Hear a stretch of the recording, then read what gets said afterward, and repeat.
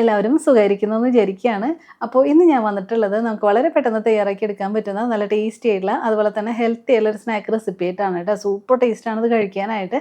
ഇത് ഉറപ്പായിട്ടും നിങ്ങൾക്ക് എല്ലാവർക്കും ഇഷ്ടപ്പെടും. അപ്പോൾ എല്ലാവരും വീഡിയോ ഒന്ന് കണ്ട് നോക്കുക. എന്നിട്ട് ഇതുപോലെ ഒന്ന് ട്രൈ ചെയ്ത് നോക്കിക്കോളൂ കേട്ടോ. എന്നിട്ട് കമൻസ് ഒക്കെ പറയണം. അതുപോലെ വീഡിയോ കണ്ടിട്ട് ഇഷ്ടമാണെങ്കിൽ ഒന്ന് ലൈക്ക് ചെയ്യാനും പിന്നെ ഫ്രണ്ട്സിനും റിലേറ്റീവ്സിനൊക്കെ ഒന്ന് ഷെയർ ചെയ്ത് കൊടുക്കാനും പിന്നെ ആരെങ്കിലും നമ്മുടെ ചാനൽ ആദ്യമായിട്ടാണ് കാണുന്നുണ്ടെങ്കിൽ ഒന്ന് സബ്സ്ക്രൈബ് ചെയ്യാനും കൂടി മറക്കരുത് കേട്ടോ. അപ്പോൾ നമുക്ക് പെട്ടെന്ന് തന്നെ വീഡിയോയിലോട്ട് പോവാം. ഈ സ്നാക്ക് റെഡിയാക്കി എടുക്കാനായിട്ട് ആദ്യം തന്നെ നമുക്കൊരു പാനിലേക്ക് 2 ടേബിൾ സ്പൂൺ നെയ്യ് ഒഴിച്ച് കൊടുക്കാം. നെയ്യൊന്ന് ചൂടായിട്ട് വരുമ്പോൾ ഞാനിവിടെ കുറച്ച് കാഷ്യൂസ് എടുത്തിട്ടുണ്ട്. ഇതിട്ട് കൊടുത്തിട്ട് ഒന്ന് ഫ്രൈ ചെയ്തെടുക്കാം. ഇപ്പോൾ കുറച്ച് നേരം ഒന്ന് ചൂടാക്കി എടുത്തു. അപ്പോൾ കണ്ടു ഇതിൻ്റെ കളറെല്ലാം ഒന്ന് ചേഞ്ച് ആവാൻ തുടങ്ങുന്നുണ്ട്. അപ്പോൾ നമുക്കിതിലേക്ക് കുറച്ച് റൈസൻസ് കൂടെ ചേർത്ത് കൊടുക്കാം. എന്നിട്ട് ഇത് രണ്ടും കൂടി ഒന്ന് ഫ്രൈ ചെയ്തെടുക്കാം. ഇപ്പോൾ കുറച്ച് നേരം ഒന്ന് ചൂടാക്കി എടുത്തു. അപ്പോൾ കണ്ടു ഇത് രണ്ടും ഒന്ന് ഫ്രൈ ആയിട്ട് വന്നിട്ടുണ്ട്. അപ്പോൾ ഇത്രയും മതി. ഇനി നമുക്ക് ഇതിൽ നിന്ന് എടുത്തിട്ടൊന്ന് മാറ്റി വെക്കാം. ഇനി ഇതേ നെയ്യിലേക്ക് തന്നെ 1 കപ്പ് നാളികേരം ചിരകിയത് ചേർത്ത് കൊടുക്കുക. എന്നിട്ട് ഈ നാളികേരത്തിൻ്റെ ആ നനവൊക്കെ പോയിട്ട് ഇത് ചെറുതായിട്ടൊന്ന് ഫ്രൈ ആയിട്ട് വരണം. അപ്പോൾ അതിന് വേണ്ടിയിട്ട് നമുക്ക് കുറച്ച് നേരം ഇതുപോലെ ഒന്ന് മിക്സ് ചെയ്ത് കൊടുക്കാം. ഇപ്പോൾ ഇതിൻ്റെ കളർ ദേ ചെറുതായിട്ടൊന്ന് ചേഞ്ച് ആവാൻ തുടങ്ങുന്നുണ്ട്. അപ്പോൾ ഇത്രയും മതി. ഇതിലെ നനവൊക്കെ പോയിട്ട് ഒന്ന് ഡ്രൈ ആയിട്ട് വന്നിട്ടുണ്ട്. അപ്പോൾ ഇനി നമുക്കിതിലേക്ക് ചേർത്ത് കൊടുക്കേണ്ടത് ഡേറ്റ്സ് ആണ് കേട്ടോ. ഞാനപ്പോൾ ഒരു 10 ഡേറ്റ്സ് എടുത്തിട്ടുണ്ട്. ഇതിൻ്റെ സീഡ് കളഞ്ഞെടുത്തിട്ടുള്ളതാണ്. ഇത് നമുക്കിതിലേക്ക് ഇട്ട് കൊടുക്കാം. പിന്നെ 2 നേന്ത്രപ്പഴം ദാ ഇതുപോലെ ഒന്ന് കട്ട് ചെയ്തെടുത്തിട്ടുണ്ട്. ഇതുകൂടി ഇട്ട് കൊടുക്കാം. എന്നിട്ട് ഇതെല്ലാം കൂടി കുറച്ച് നേരം ഒന്ന് വഴറ്റിയെടുക്കാം.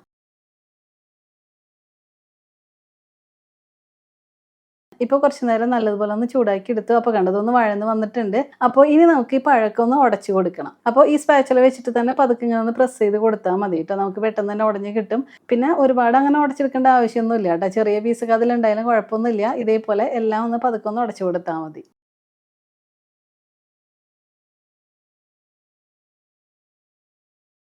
ഇപ്പോൾ ഇതേപോലെ ഞാനൊന്ന് ഉടച്ചെടുത്തിട്ടുണ്ട് കണ്ടോ. അപ്പോൾ ഇത്രയും മതി. ഇനി നമുക്ക് ഫ്ലെയിം ഓഫ് ചെയ്തിട്ട് ഇതൊന്ന് മാറ്റി വെക്കാം.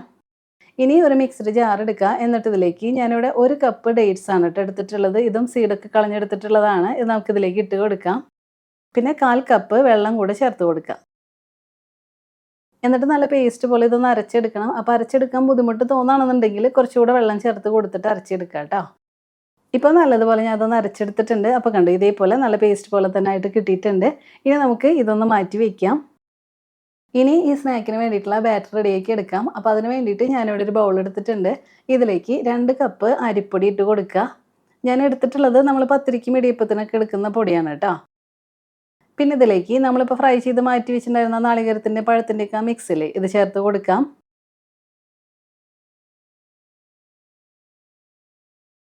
പിന്നെ ഫ്രൈ ചെയ്ത് വെച്ചിട്ടുണ്ടായിരുന്ന കാഷ്യൂസ് റൈസൻസ് ഇല്ലേ ഇതും ഇട്ട് കൊടുക്കാം. പിന്നെ നമ്മൾ അരച്ചെടുത്തുള്ള ഡേറ്റ്സിൻ്റെ പേസ്റ്റ് ഇല്ലേ ഇത് ചേർത്ത് കൊടുക്കാം. എന്നിട്ട് ഇതെല്ലാം കൂടി നന്നായിട്ടൊന്ന് മിക്സ് ചെയ്തെടുക്കാം.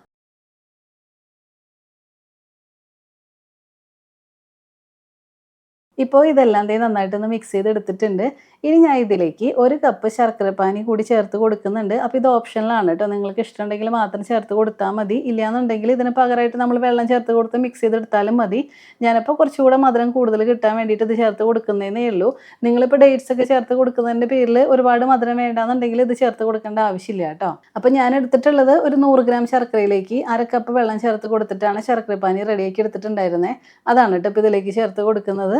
എന്നിട്ട് ഇതെല്ലാം കൂടി നന്നായിട്ടൊന്ന് മിക്സ് ചെയ്തെടുക്കാം.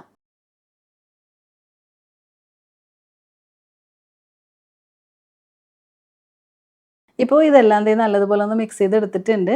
ഇനി നമുക്കിതിലേക്ക് വെള്ളം ചേർത്ത് കൊടുത്തിട്ട് നല്ലതുപോലെ മിക്സ് ചെയ്ത് റെഡിയാക്കി നല്ലൊരു ബാറ്റർ ആക്കിയിട്ട് എടുക്കണം. അപ്പോൾ അതിന് വേണ്ടിയിട്ട് ഇതിലേക്ക് വെള്ളം ചേർത്ത് കൊടുക്കാം. അപ്പോൾ വെള്ളം ചേർത്ത് കൊടുക്കുമ്പോൾ കുറേശ്ശെയായിട്ട് ചേർത്ത് കൊടുത്തിട്ട് ഇങ്ങനെ ഒന്ന് മിക്സ് ചെയ്തെടുക്കാം കേട്ടോ.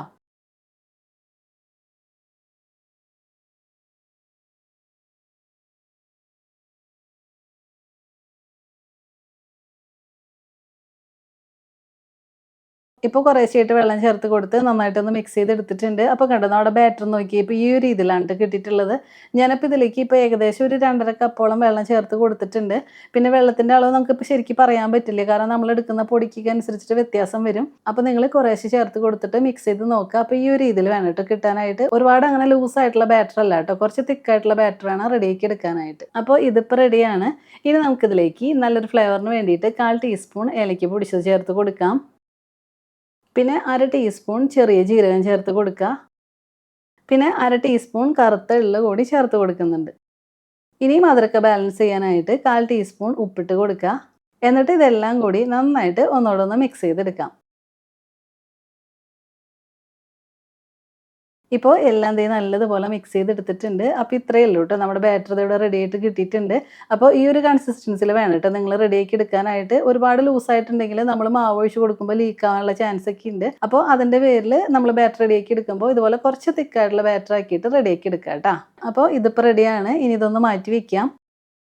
ഇനി നമ്മൾ ഈ പലഹാരം റെഡിയാക്കി എടുക്കാൻ പോകുന്നത് വാഴയിലാണ് കേട്ടോ. ഞാനപ്പോൾ കുറച്ച് വാഴ ഇതുപോലെ ഒന്ന് കട്ട് ചെയ്തെടുത്തിട്ടുണ്ട്. കുറച്ച് വലുതായിട്ട് വേണം കേട്ടോ നമ്മൾ കട്ട് ചെയ്തെടുക്കാനായിട്ട്. എന്നിട്ട് ഇതൊന്ന് വാട്ടിയെടുത്തിട്ടുണ്ട് കേട്ടോ. ഇല്ലാന്നുണ്ടെങ്കിൽ നമ്മൾ റെഡിയാക്കുമ്പോൾ പൊട്ടിപ്പോകാനുള്ള ചാൻസ് ഉണ്ട്. അപ്പോൾ ഇതേപോലെ ഒന്ന് വാട്ടിയെടുക്കുക. അപ്പോൾ ഇനി നമുക്കിതിലേക്ക് ബാറ്റർ ഒഴിച്ച് കൊടുക്കാം.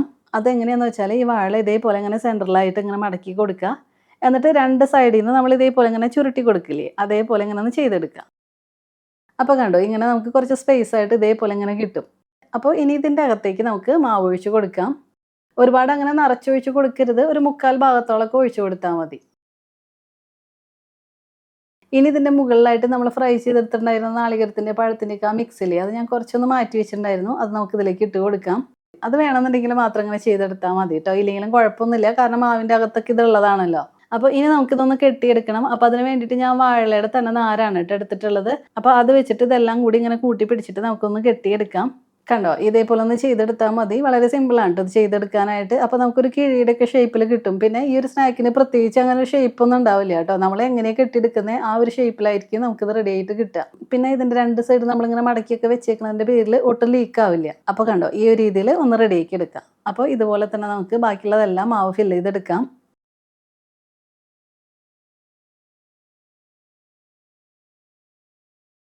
ഇപ്പോൾ എല്ലാം ഞാനിവിടെ മാവൊഴിച്ച് കൊടുത്ത് ഇതുപോലെ ഒന്ന് റെഡിയാക്കി എടുത്തിട്ടുണ്ട്. അപ്പോൾ നമുക്ക് എല്ലാം ഒരേ ഷേപ്പിലൊന്നും കിട്ടില്ല കേട്ടോ. കാരണം നമ്മൾ എടുക്കുന്ന വാഴയ്ക്കൊക്കെ അനുസരിച്ചിട്ട് ഷേപ്പിലൊക്കെ വ്യത്യാസം വരും. അതൊന്നും കുഴപ്പമില്ല, അതൊക്കെ കാണാൻ കുറച്ച് ഭംഗിയല്ലേ.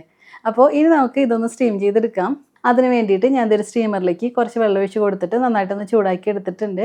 ഇനി നമുക്കിതിലേക്ക് ഇത് ഓരോന്നായിട്ട് ഇങ്ങനെ വെച്ച് കൊടുക്കാം. എന്നിട്ട് അടച്ച് വെച്ചിട്ട് ഒരു 20 മിനിറ്റ് ഇതൊന്ന് സ്റ്റീം ചെയ്തെടുക്കാം. കാരണം നമ്മളുടെ ബാറ്റർ കുറച്ച് തിക്കായിട്ടുള്ളതല്ലേ, അപ്പോൾ കുറച്ച് ടൈം എടുക്കും ഇത് വെന്ത് വരാനായിട്ട്. അപ്പോൾ ഒരു 20 മിനിറ്റ് കഴിയട്ടെ, അതിനുശേഷം നമുക്ക് എടുക്കാം. ഇപ്പോൾ ഒരു 20 മിനിറ്റ് കഴിഞ്ഞിട്ടുണ്ട്. അപ്പോൾ നമുക്ക് ഓപ്പൺ ചെയ്യാം. കണ്ടോ, ഇതിപ്പോൾ നന്നായിട്ട് തന്നെ കുക്കായിട്ട് വന്നിട്ടുണ്ട്. നമ്മളിത് ഓപ്പൺ ചെയ്യുമ്പോൾ തന്നെ നല്ലൊരു സ്മെല്ല് വരുന്നുണ്ട് കേട്ടോ. നമ്മളിതിലേക്ക് ഡേറ്റ്സും പഴമൊക്കെ ചേർത്ത് കൊടുത്തതിൻ്റെ പേരിൽ.